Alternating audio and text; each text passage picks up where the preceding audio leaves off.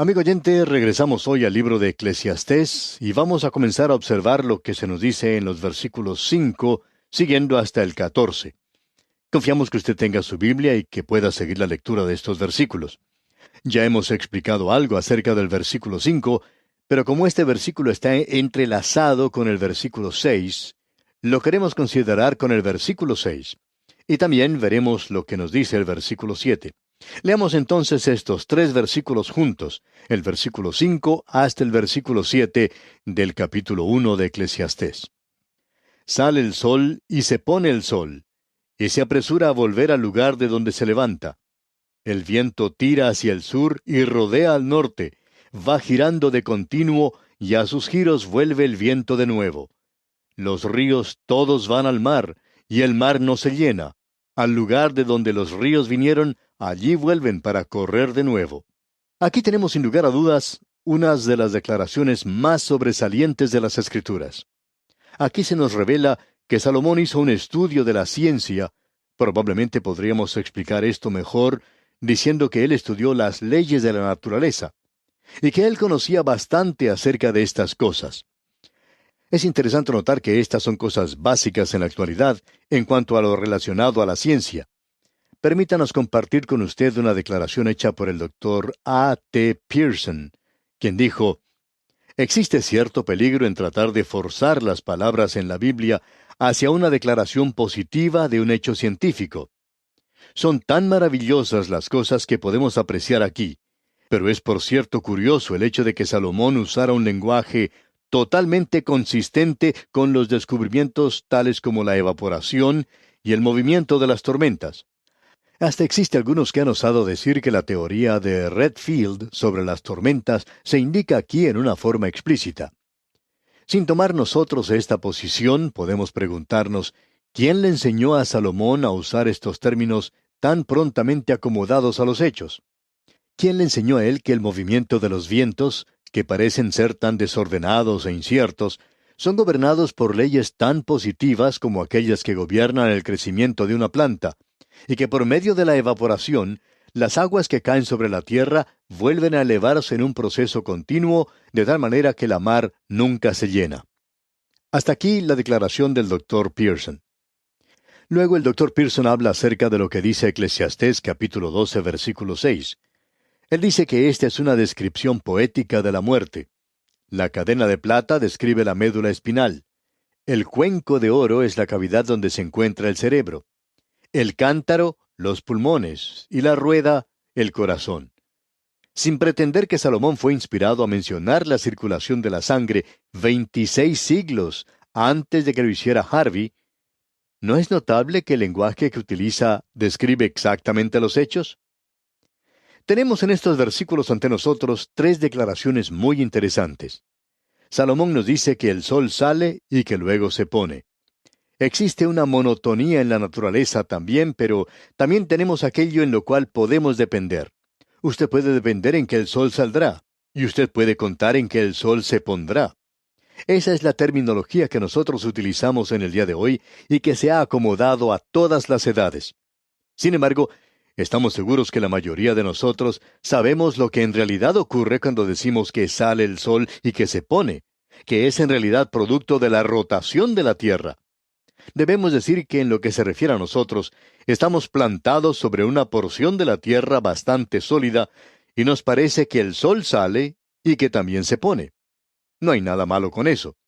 La declaración que tenemos ante nosotros es algo realmente sorprendente. Es decir, que tenemos aquí algo que se realiza en una forma precisa, regular, y que esto obedece a ciertas leyes. Ahora dice, el viento tira hacia el sur. En el día de hoy sabemos que el viento sigue sus normas. El hombre en el día de hoy no es capaz de predecir el tiempo, aún en nuestros días modernos. Los meteorólogos de nuestros días tienen muchos aparatos científicos a su disposición y, sin embargo, están equivocados en un 50% de las veces. Esto es en cuanto a la predicción del tiempo. Usted recuerda que el Señor Jesucristo habló también de esto, y Él dijo, el viento de donde quiere sopla, sopla según las leyes, y escucha su sonido, pero uno no puede decir de dónde viene ni a dónde va. Durante cierta época del año se forman huracanes y tifones en diferentes partes del mundo, y a menudo castigan zonas pobladas. Creo que nosotros todos estamos familiarizados con las consecuencias terribles del viento, que hay veces que castiga las zonas donde nosotros vivimos. En muchos lugares se producen inundaciones terribles que causan la muerte a millares de personas. El viento sopla de donde quiere.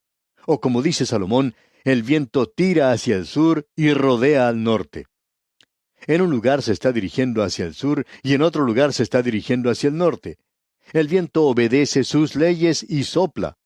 Ahora, ¿cómo sabía Salomón acerca de estas cosas? Él no tenía los aparatos que tenemos nosotros en el día de hoy, y tampoco la información que poseemos en las cuales basar las predicciones que estamos haciendo. Salomón también se dio cuenta que los ríos se dirigían hacia el mar y que el mar no se llenaba. Es decir, que tácitamente él estaba hablando acerca de la ley de la evaporación. La elevación hacia el aire de la humedad, luego llega el viento y se lo lleva, y se forman lagos sobre nosotros, ríos sobre nosotros. Y el Señor los lleva de su posición sobre el mar a la tierra y allí deja que llueva. Y todo eso está siguiendo cierta ley específica, muy exacta. No hay nada casual o descuidado en todo esto, aunque nos parezca así a nosotros. En estos versículos tenemos tres declaraciones muy interesantes, y ya vimos otra con anterioridad allá en el versículo 4. Todas estas se refieren a las leyes de la naturaleza, que tienen sentido para nosotros aún en el presente. Se acomodan muy bien a lo que conoce el hombre en el día de hoy. Usted puede ver los escritos que datan de unos 1000 años antes de Cristo y observar lo que estos dicen. Usted puede ver allí que hay mucho que tiene que ver con las supersticiones y mucho que es falso y mucho más que ni vale la pena mencionar.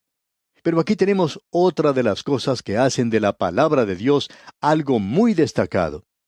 Veamos que en el versículo 8, Salomón nos dice algo bastante sorprendente también. Notemos lo que dice, versículo 8.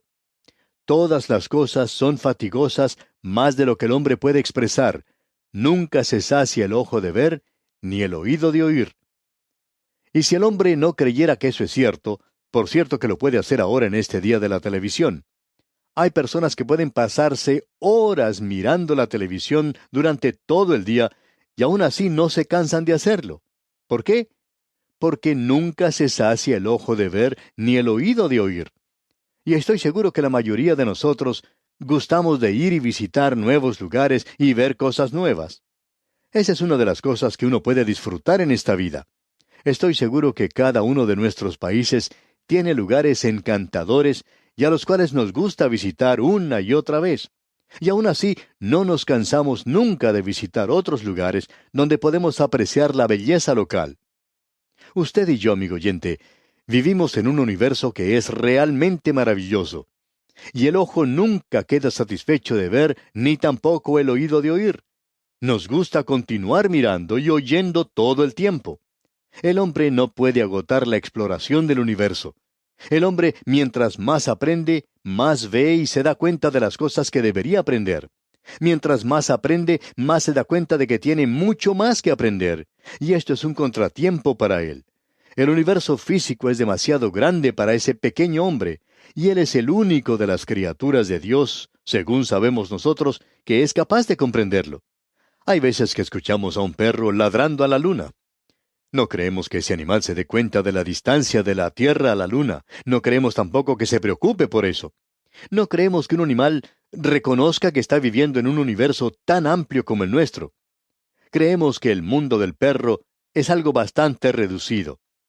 En algunos casos ni siquiera nos dan señales de pensar que es más grande que el hueso que tienen que roer. Entonces, Salomón continúa diciendo en el versículo 9 de este capítulo 1 de Eclesiastés lo siguiente. ¿Qué es lo que fue? Lo mismo que será. ¿Qué es lo que ha sido hecho? Lo mismo que se hará, y nada hay nuevo debajo del sol. Y en realidad no hay nada nuevo. Algunas personas piensan que ya que el hombre ha creado un producto nuevo, que ha podido hacerlo o fabricarlo, que esto en realidad es nuevo. Podríamos pensar en el teléfono, por ejemplo. Hay quienes que quizá pueden recordar cuando esto era en realidad una novedad. Y podemos insistir que en realidad no hay nada nuevo. Ahora usted puede preguntar, bueno, ¿y qué me dice acerca del avión? Bueno, debemos insistir que en realidad no hay nada nuevo debajo del sol. Permítanos ilustrar esto en esta forma. Digamos, por ejemplo, que mi abuelo propuso matrimonio a mi abuela cuando ellos se encontraban sentados en un sofá en la sala de estar de su hogar. Pues bien, él propuso matrimonio y ella aceptó y se casaron. Luego mi papá conoció a mi madre en una tienda. Luego él le propuso matrimonio y cuando fueron a casarse usaron un coche tirado por un caballo. Luego cuando me tocó el turno a mí, yo le propuse matrimonio a mi esposa mientras caminábamos de regreso a su casa después de dar un paseo. Y luego vienen los hijos y los nietos, y me pregunto cómo llegarán a proponer matrimonio los nietos. Quizá lo hagan en un avión a propulsión, o tal vez para la época cuando ellos sean suficientemente grandes, haya alguna otra cosa diferente. Quizá propongan matrimonio en una cápsula espacial. Y alguien puede decir, ¿no es eso algo nuevo? Amigo oyente, no lo es. Permítanos decirle que no es algo nuevo. Que el mismo sentimiento que tenía mi abuelo cuando ella le dijo que sí, es igual al que yo sentía. Y no creo que alguno de mis hijos, o tal vez mis nietos, lleguen a sentir algo diferente a lo que yo sentí. En realidad, amigo oyente, no hay nada nuevo debajo del sol. Quizá nuestro medio ambiente sea algo diferente y algunas cositas nuevas, quizás algunos artefactos creados por el hombre, pero en realidad, amigo oyente, no hay nada nuevo debajo del sol. El hombre es el mismo. El medio que lo rodea quizá cambie un poco, y las cosas se presentan un poco diferente en cada nueva era, pero siempre es lo mismo. Ahora Salomón continúa hablando y nos dice en el versículo 10, ¿hay algo de que se puede decir, he aquí esto es nuevo? Ya fue en los siglos que nos han precedido. Bueno, esta declaración que no hay nada nuevo debajo del sol parece no coincidir con esa era nuestra, donde hay tantos artefactos aparentemente nuevos. Sin embargo, es verdad. Hay algunas personas que dicen que la bomba atómica es algo nuevo, pero en realidad el átomo ha estado en existencia por mucho tiempo. El átomo es más antiguo que el mismo hombre. Aun cuando el hombre no sabía ni siquiera de su existencia por mucho tiempo, ya el átomo estaba aquí. Todo lo que el hombre ha logrado hacer es que el átomo se convierta en un vecino un poco más difícil de soportar. El hombre debió haber dejado las cosas como estaban, tranquilas. Sin embargo, nos gusta hurgar las cosas, y no encontramos nada nuevo. Ya ha estado allí por mucho tiempo. Nada hay nuevo debajo del sol. Ahora alguien quizá diga, ¿qué nos dice entonces acerca de la computadora? Bueno, Dios nos ha dado una computadora en el cerebro. Eso es todo lo que tenemos. Es un sistema nervioso electrónico, y eso no le brinda al hombre una satisfacción profunda y permanente. El hombre ha llegado a aprender que las cosas que le rodean en el día de hoy no son realmente nuevas. No le dan a él nada nuevo. Pero olvidaba decir que sí, sí hay una cosa nueva, y nos referimos al nuevo nacimiento. Y debo decirle, amigo oyente, que eso es algo que sucede cuando usted recibe al Señor Jesucristo como su Salvador personal. Y esa, amigo oyente, es la única cosa nueva que puede presentarse en su vida, el nuevo nacimiento. Eso es todo. Salomón había probado todas estas otras cosas, y él tenía que llegar a la conclusión que expresa en las siguientes palabras. Escuche usted el versículo 11.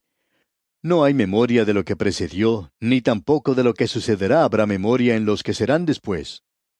El hombre trata de todas las maneras posibles de permanecer ante los ojos del público en este mundo, pero no pasa mucho tiempo hasta que es olvidado.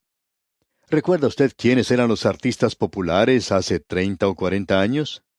¿Recuerda usted quiénes eran los atletas populares de hace 50 años? ¿Recuerda usted el nombre del presidente de su país hace 50 años? Claro que no. No hay memoria de lo que precede. No duran tanto ya que el tiempo pasa rápidamente. Según nos dice la Escritura, nosotros pasamos nuestro tiempo aquí en este mundo como una historia que se cuenta y no podemos hacer que se repita nuevamente. Y esa es la conclusión a la cual ha arribado Salomón en este primer experimento que él realiza. Encontramos aquí que él va a buscar satisfacción en la sabiduría y la filosofía. Eso lo veremos en los versículos 12 hasta el 18. Luego buscará los placeres en el capítulo 2. Bueno, aquí tenemos este experimento. Y él dice, en estos versículos 12 y 13 de este capítulo 1 de Eclesiastés, Yo el predicador fui rey sobre Israel en Jerusalén, y di mi corazón a inquirir y a buscar con sabiduría sobre todo lo que se hace debajo del cielo. Este penoso trabajo dio Dios a los hijos de los hombres para que se ocupen en él. Lo que él nos está diciendo aquí es lo siguiente.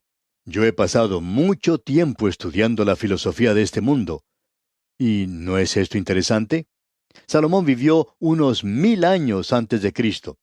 Nosotros vivimos más de 2000 años después de Cristo. Así es que han pasado unos 3000 años. Y el hombre ha logrado crear muchos artefactos, pero ¿sabe una cosa?